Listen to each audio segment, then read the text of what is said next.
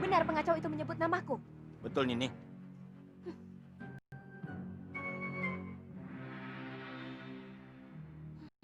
Ayo, Kang.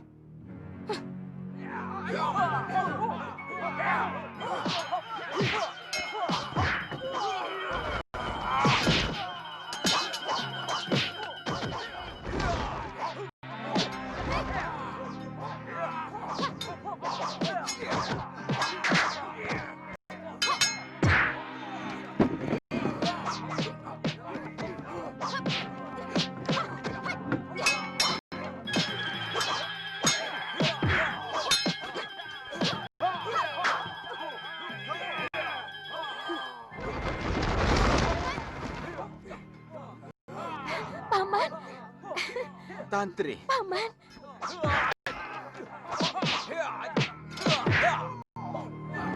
Paman.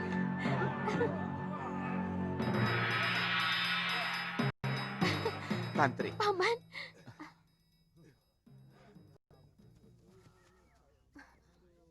Kakang, ini Paman Brewok, anak buah kakek Kalapati dari Pulau Momongan. Paman? Paman? Iya. Tuan Penggawa, orang ini bukan orang jahat. Dia paman saya dari Pulau Momongan. Iya. Dia kasar, Nini. Bertanya sama orang membentak-bentak. Maafkan mereka. Kebiasaan di pulau terpencil membuat mereka tidak kenal tata krama. Ini Paman Brewok. Walaupun orang lain, tapi sudah saya anggap sebagai paman sendiri. Oh ya, Paman. Dari mana Paman tahu saya ada di sini? Aku mampir ke Padepokan Sugalu. Oh. Hai anak-anak, bantu para penduduk. Kalau ada yang pecah, diganti. Terima kasih, Paman. Tuan Penggawa, tolong bantu mereka ya. Baik, Nini. Setelah menghadap Bre Isdayu, Nyai Dewi Sintawati memberitahu kemungkinan kamu ada di sini.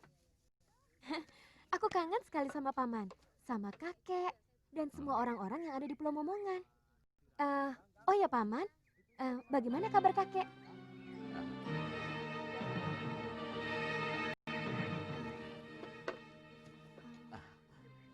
Tantri, kamu pasti sudah kangen sama kepiting rebus ya? Sama ikan panggang baronang. Pepes teri, nasi liwet pakai air kelapa. Paman, ayo menemui Bapak. Ayo. Kamu kok tidak pernah cerita punya kakek di Pulau Momongan? Pulau Momongan itu penuh dengan kekerasan, Kakang. Aku malu.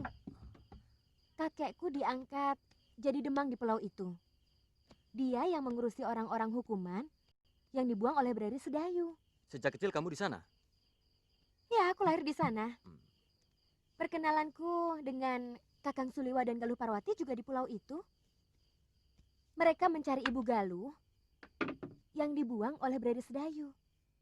Tantri itu anakku. Mestinya Romo Kalapati menyadari itu. Beliau juga harus menerima kenyataan bahwa istriku Kumari Dewi meninggal karena sakit. Bukan Romo Kalapati saja yang mencintai dia. Aku lebih dari itu. Bahkan sampai sekarang aku tidak berniat untuk mempunyai istri maupun kekasih. Walaupun saat itu umur saya masih muda. Saat ini satu-satunya yang membahagiakan hidup saya adalah bertemu dengan anak saya, Kalyana Tantri. Titisan saya. Sebenarnya, Ki Demang menyadari kematian Nyai Kumari Dewi sudah kehendak Hyang Widi. Kenapa beliau mengusir Tuan?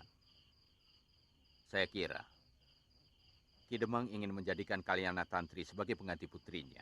Hei, kamu tidak bohong.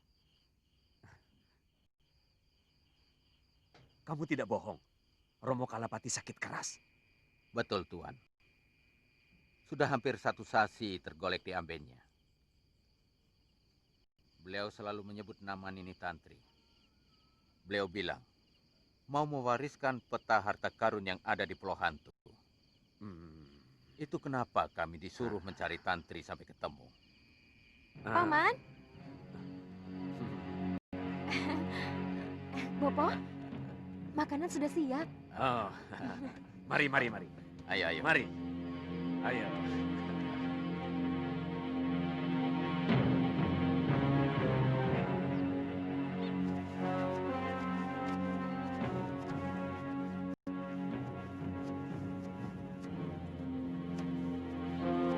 Kakang.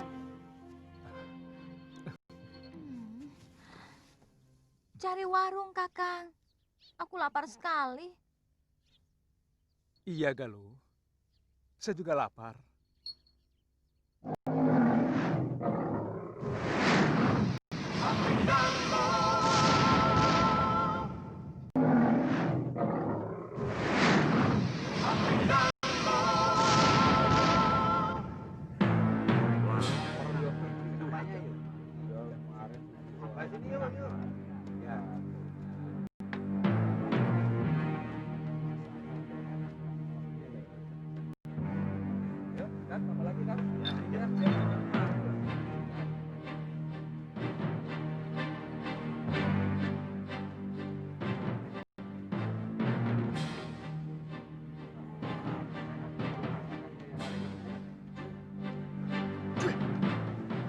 Kurang ajar.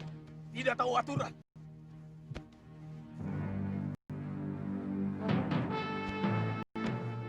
Tegur orang itu, Ki. Ini tempat makan manusia, bukan untuk binatang. Baik, Den. Nanti saya tegur, Den. Sekarang, Iya, Den. Sekarang, Den. Sekarang. Maaf, Kisanak. Iya. Anjingnya jangan dibawa masuk. Pengunjung yang lain keberatan. Takut nafsu makan mereka hilang. Maaf, Kisanak. Saya tidak bisa berpisah dengan anjing kesayangan saya ini. Di rumah pun saya biasa makan dengan dia. Kisanak. Ini tempat umum. Di rumahmu kamu boleh jungkir balik dengan anjingmu. Itu urusanmu. Tapi di sini kamu harus mengikuti aturan umum. Baik, Kisanak.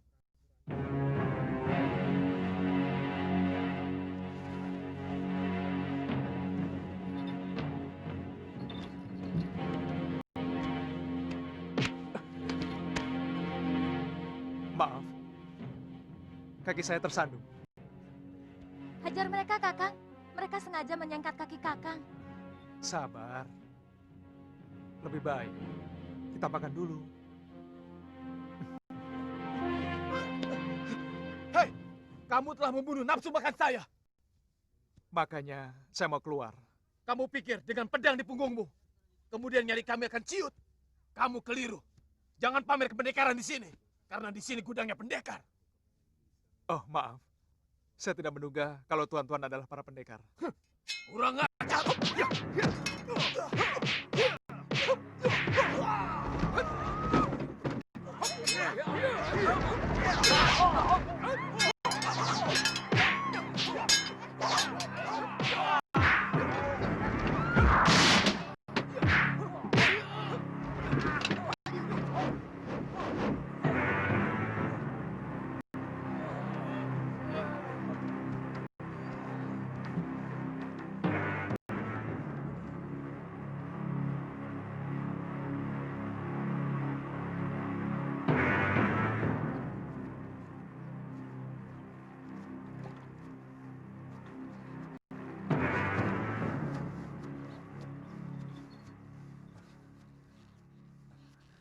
Maaf, Kisanak. Apa ini sumur satu-satunya yang ada di Gunung Pandan ini? Oh, setahu saya, sumur ini memang satu-satunya yang ada di sini. Terima kasih, Kisanak. Mari.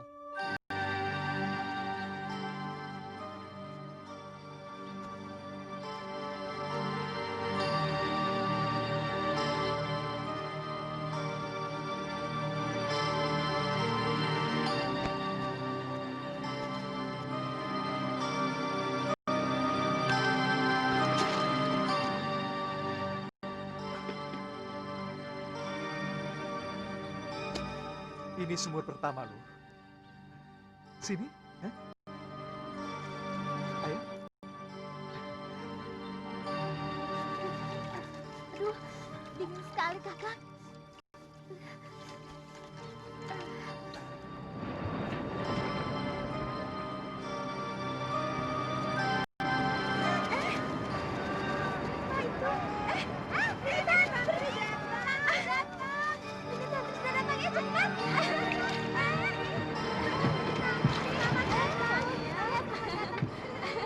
Dia baik.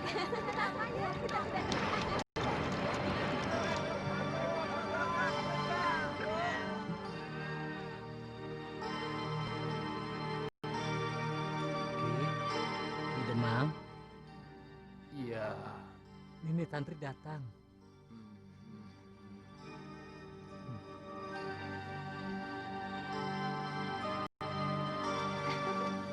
Tantri, Ayo paman.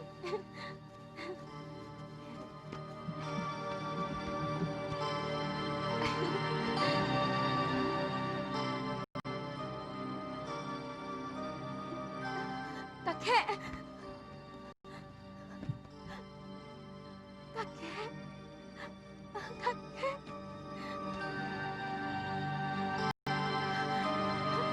Kakek. Kakek. Tantri. Tantri. Tantri. Tantri. Tantri. Kakek kangen, Tantri. Tantri juga kangen, Kek.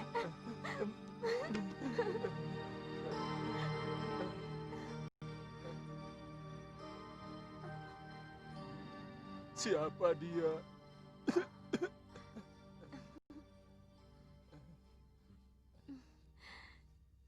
Dia kekasih saya, Kek. Namanya Aditya. Loh, dulu katanya kamu hanya mencintai Suliwa. Katanya kamu tidak bisa hidup tanpa dia. Yang ini lebih mantep, Kek. Suliwa sudah jadi milik Galuh Parwati.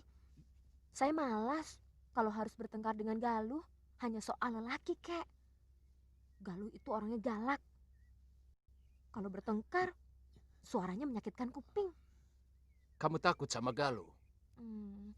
Saya takut sama suaranya, Kek. Ah. Kamu tidak mau mengenalkan kekasihmu itu sama kakek.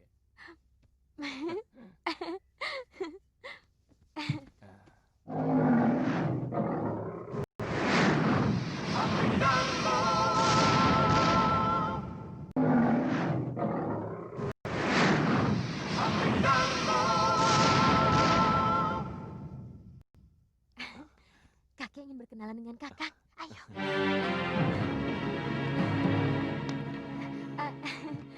Siapa namamu? Aditya Ki Demang, Asalmu? dari Pulau Kura-Kura. Saya murid Empu Ganggadara.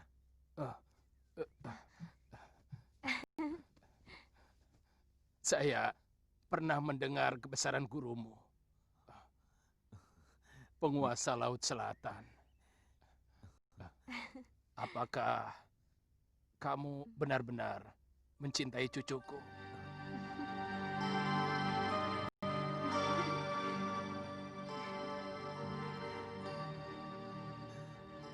Kami sudah saling cocok. Boleh saya panggil kakek? Boleh. Marina, duduk dekat kakek. Brewok, kamu boleh pergi.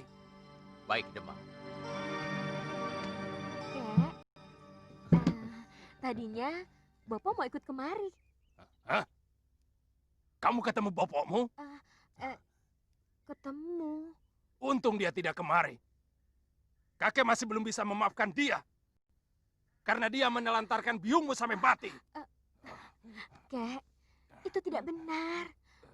Bopo sangat mencintai Biung.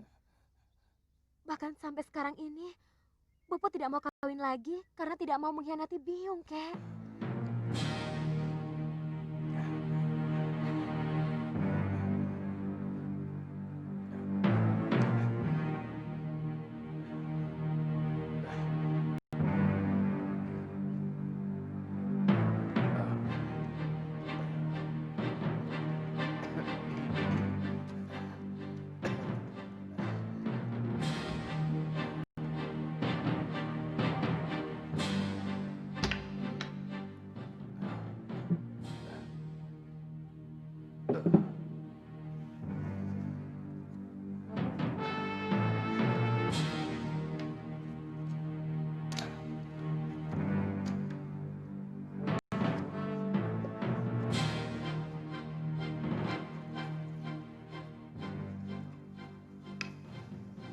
Ini Pulau Hantu. Kira-kira 3 hari pelayaran dari sini menuju arah matahari terbit. Di celah batu karang itu ada sebuah kapal dagang yang dulu terdampar, atau tepatnya disembunyikan oleh bajak laut.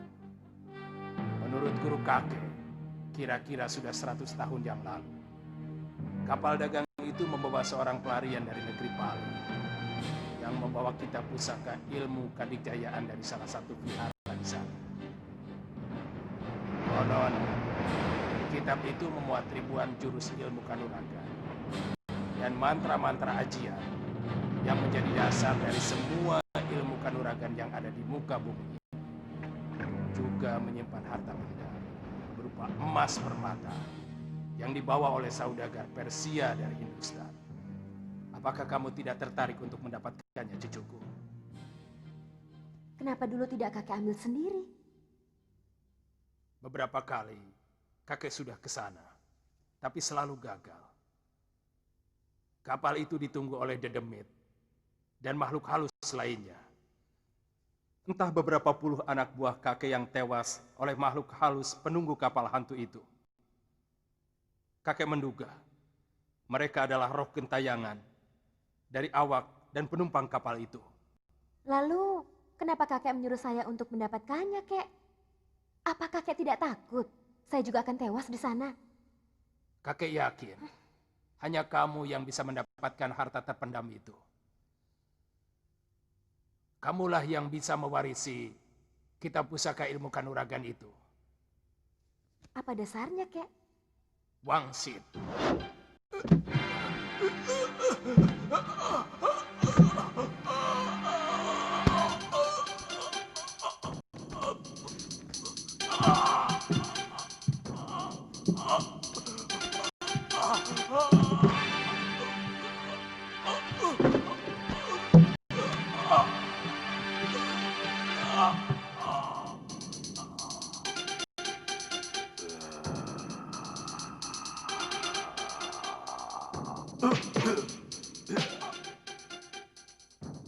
Terima kasih, Wiku. Selamatkan kitab pusaka milik kuil negeri atas awan. Hanya Kemuning yang bisa mendapatkannya. Kemuning, siapa sebenarnya Wiku? Kenapa selalu datang dalam mimpi saya?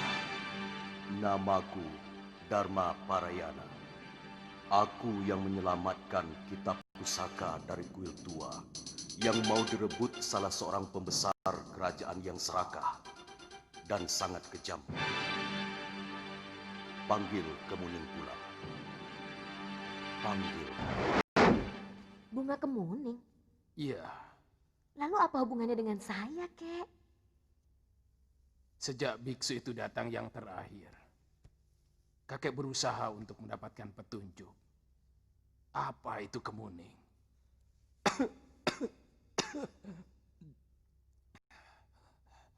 Apakah bunga kemuning sebagai sesaji? Atau apa? Kakek baru teringat. Dulu pernah ada tahanan seorang wanita dari Sedayu. Dia dituduh membunuh suaminya yang berselingkuh dengan pelayan sebuah warung. Kalau nanti Tantri besar, Tantri harus menjadi pendekar yang sakti untuk menguasai pulau ini. Ya? Menggantikan kakek. Ya? Ya, Cahayu? Kidemang, perempuan ini seorang tatai. Dia telah membunuh suaminya sendiri. seorang Nayaka Sedayu. Biasanya seorang pembunuh dihukum penggal di pemenggalan. Kenapa harus dibawa kemari? Hah? Adiaksa memutuskan hukuman buang Ki Demang karena suaminya memang terbukti telah melakukan perbuatan serong dengan pelayan warung.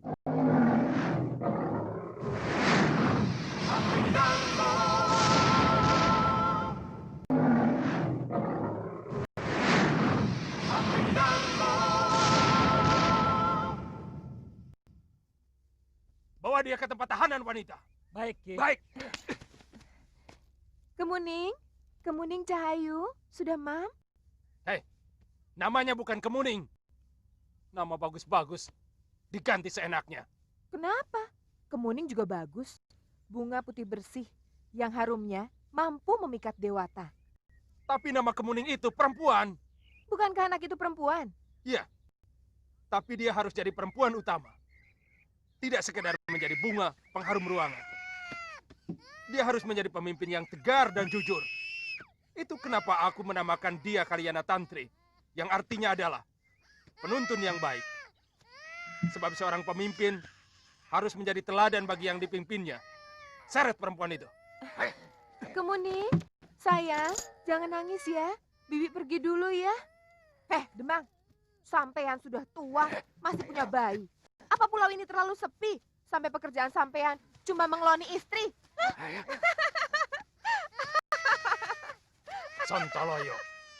Ini cucu, bukan anak. Sebenarnya, nama Kemuning itu juga bagus. Tapi kakek tetap tidak mau memakainya. Apalagi yang memberikan nama itu seorang pembunuh.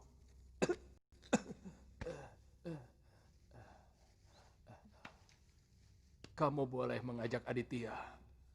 Kalau memang dia benar-benar mau menjadi suamimu.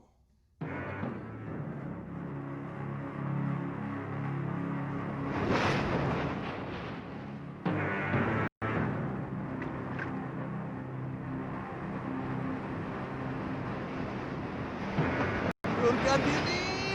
Durgandini! Aku ketemu!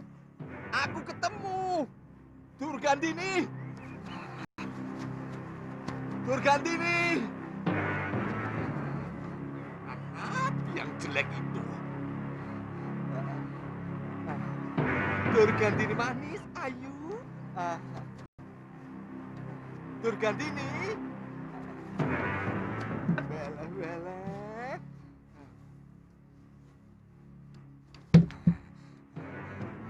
Durgandini, aku ketemu anaknya si Nila Saroya. Dia sedang berburu di dalam hutan dekat rumahnya Pulingsir. Mungkin dia diangkat murid oleh pendekar bodoh itu. Aku ingin mendekati dia, tapi aku ragu. Dia ketakutan padaku. Untuk apa kau dekati dia? Kalau kamu berani menyentuh dia, tanganmu kubuat pengkor dua-duanya. Kubuat lumpuh. Weleh. Kamu bilang dia itu titisanku. Piye toh? Piye? Apa tidak boleh aku mewariskan ilmuku kepada dia? Aku memang jahat, Durgandini. Tapi mana mungkin aku berbuat jahat kepada darah dagingku sendiri. Tidak perlu. Pokoknya tidak perlu. Nanti kamu tularkan sifat burukmu yang suka merusak perempuan.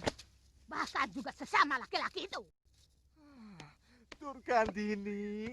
Durgandini, aku sudah insaf.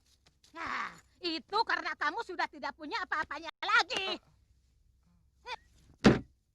Kalau Nila Saroya tidak membuatmu seperti seorang Kasim, mungkin sampai sekarang kamu masih liar dan buas kepada wanita.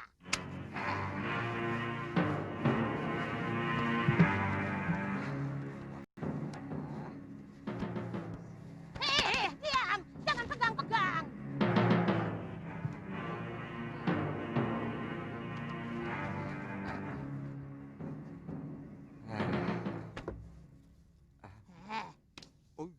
Dari mana kamu tahu kalau anak itu sudah wirat? Aku masih ingat wajah anak itu.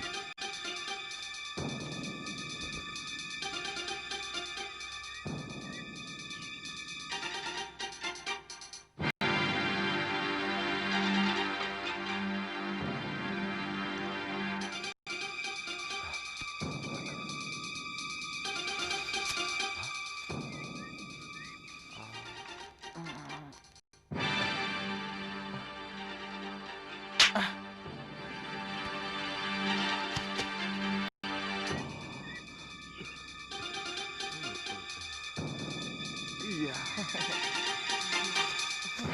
Iya. Dia.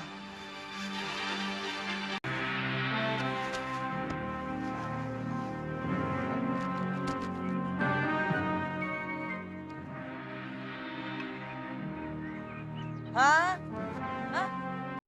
Hah? Hah? Sudah, Wira.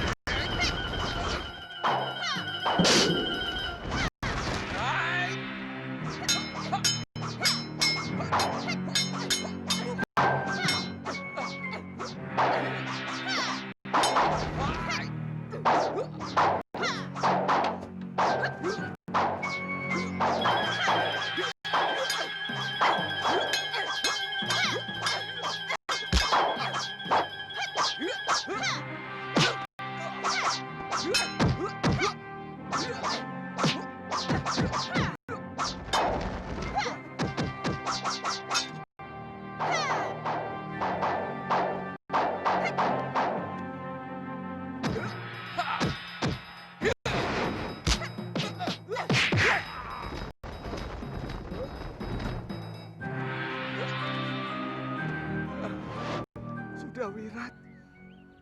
Anakku. Hantu. Hah? Anakku. Hah? Sini. Hantu! Hantu! Hantu! Hantu! Welah, welah. Sudah, Wirat. Anakku.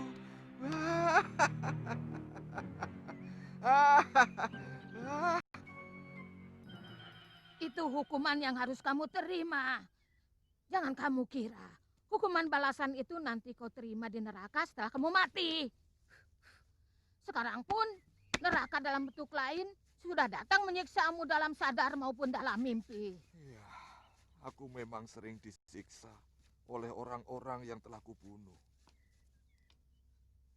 Dalam mimpiku, Kalawadana mengejar-ngejar aku. Juga ke-13 pendekar Halimun Petak. Mereka rame-rame mencacah tubuhku. Sampai ketika aku tidak tahan, aku terbangun. Rasanya aku ingin bunuh diri untuk menghindari dari siksaan mimpi itu. Kamu pikir semua siksaan itu akan berhenti setelah kamu mati? Masih ada siksaan lain yang menunggumu. Siksaan yang jauh lebih pedih dari yang kamu terima di alam fana ini. Sebelum kamu diceburkan ke api neraka yang berkobar-kobar. Sebentar lagi juga kamu akan mengalami siksaan seperti aku. Kamu juga banyak dosa. Kamu mengkhianati suamimu, mencuri ilmu milik suamimu. Dan kamu juga banyak melakukan pembunuhan. Itu memang kuakui. Tapi pengkhianatanku ini bukan berarti aku menyeleweng. Aku ingin membasmi semua penjahat di muka bumi ini. Dan yang aku bunuh hanyalah orang-orang jahat. Beda dengan kamu. Yang kamu bunuh semua orang baik-baik. Sama saja. Pokoknya yang kamu lakukan pembunuhan. Bukan. Pembunuhan. Bukan. Pembunuhan. Bukan. Kurang ajar. Kutu kadal. Sudah Mani, kamu juga selain suka membunuh, juga suka memperkosa wanita. Tukang adu ayam, pemburit. Banyak laki-laki yang telah jadi banci karena perbuatanmu. Wele, mengukit luka lama ya? Oh, biar aku tukang adu ayam, tukang perkosa, pemburit, tapi aku bukan pencuri. Kamu, biar kamu dulu cantik, tapi kamu maling. Kutu pengkor, sudah Mani. Maling kitab, maling kitab. Berhenti. Maling kitab, maling kitab. Maling. Kurang ajar. Kutu pengkor, akan kubikin tanganmu dua-duanya pengkor. Wele.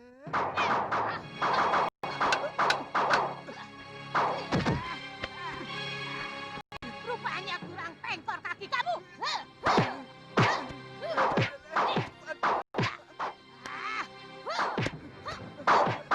Bikin pengkor dua-duanya. Kurang ajar. Wele, biangku tuh keblinger. Dasmu. Asar kutu jin, ku bikin kau kelengar. Anggot-anggotan.